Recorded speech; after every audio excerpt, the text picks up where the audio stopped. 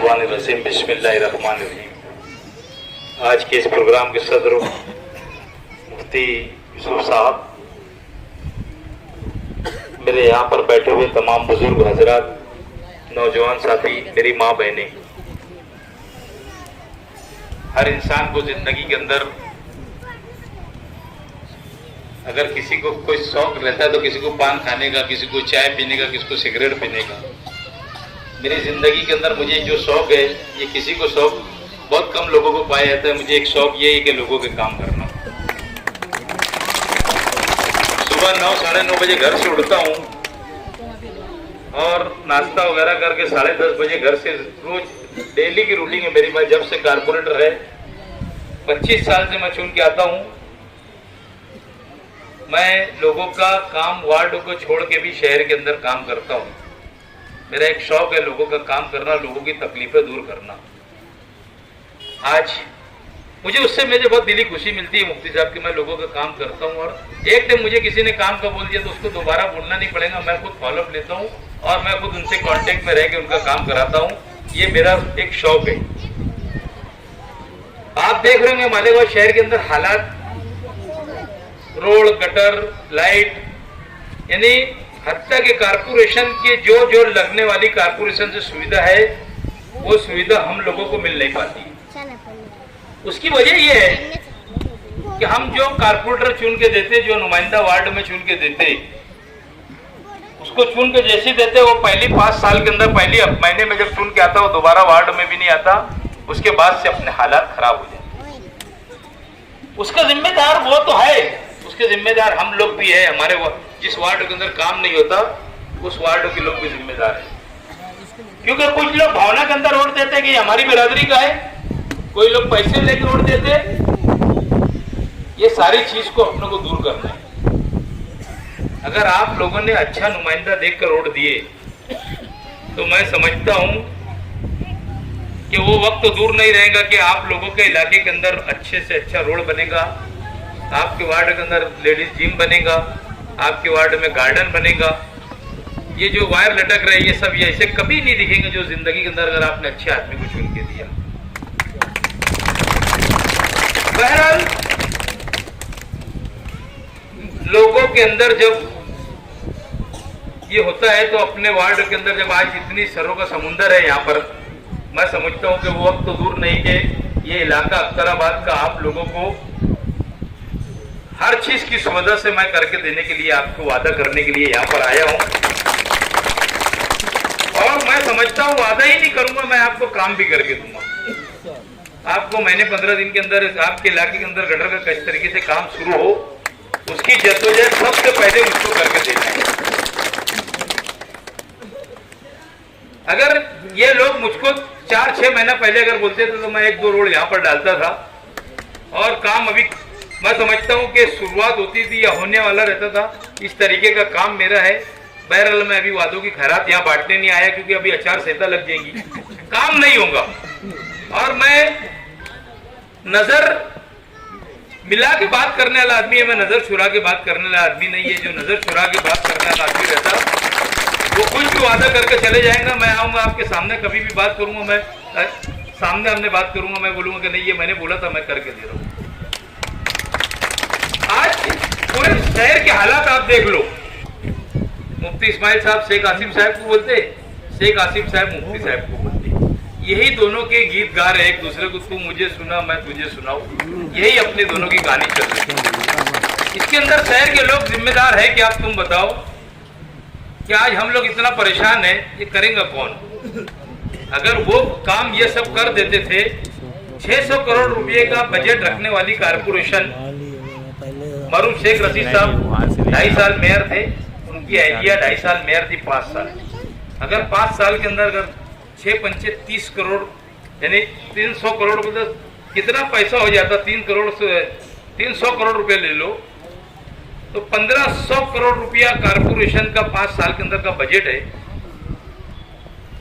600 करोड़ रुपया, 6-12, 6-13, 24, 6-5, 30, यानी इतना पैसा कारपोरेशन के अंदर, शहर के अंदर सही ईमानदारी से अगर काम करते तो मैं समझता हूं कि ये शहर के अंदर एक भी गली ऐसी नहीं होती कि जो आज पक्की नहीं रहती।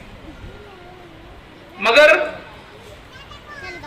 चोरी की तादाद इतनी है कारपोरेशन के अंदर, ये सब अपना अपना घर भरते, काम करने की किसको सूझती नहीं।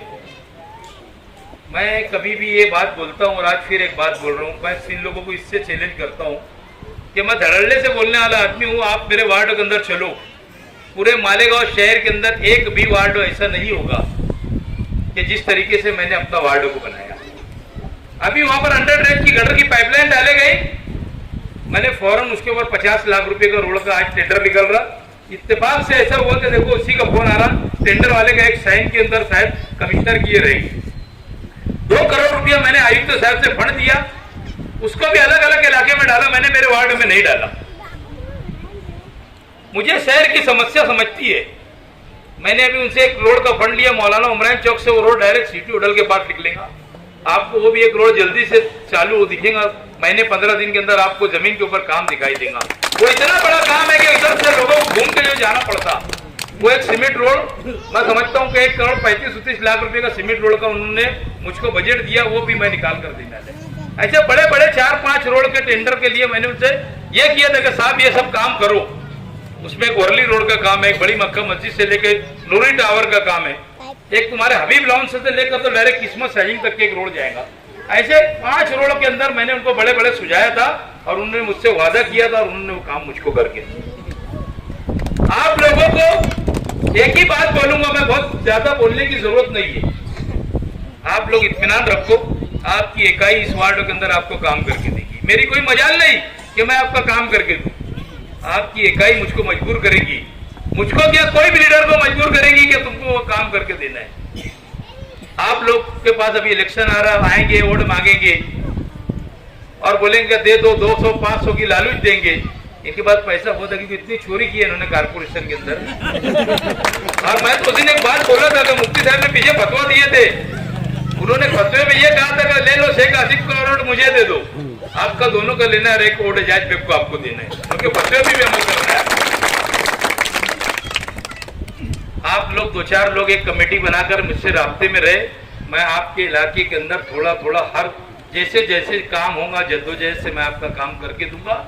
मैं समझता हूँ 8-15 दिन में, महीना भर में मैं गटर का काम शुरू करा था और कहीं से भी फंड ला के इलेक्शन के बाद, अभी तो आचार संहिता लग जाएगी, मैं आपके वार्ड के अंदर मुझे बुलाया करो वक्तन फौक्तन चाय पानी के लिए मैं आया करूंगा।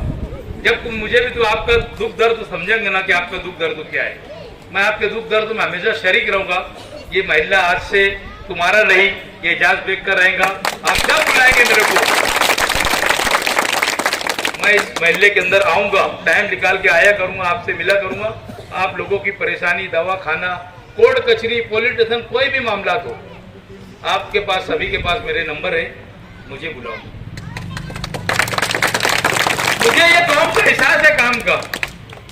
मैं एक बात बताता हूँ, मालेगांव शहर के अंदर है ना, आज तक के एक फ्रीजर किसी ने नहीं लाया था। मैयत हो जाती है रात को, मैयत की फ्रिज जो रखी जाती है किसी के पास नहीं है, मेरे पास है। मैंने गुज़िश्ता हफ्ते महसूस किया अगर एक फ्रीजर कम पड़ती है तो मैंने कल एक फ्रीजर का और ऑर्डर दिया और वो एक ऑर्डर इसके लिए देकर कभी कभी ऐसा होता है कि 2-2, 3-3 लोग मांगने आते हैं।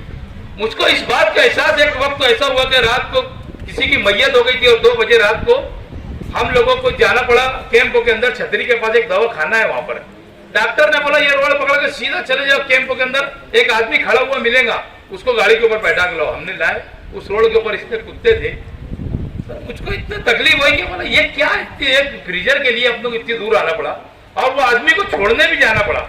जाहिर सी बात है हमने उसको टेबल सीट लेकर आ गए, मगर जब उसको हमने रिटर्न लेकर गए तो एक आदमी बोले मैं छोड़ के आता।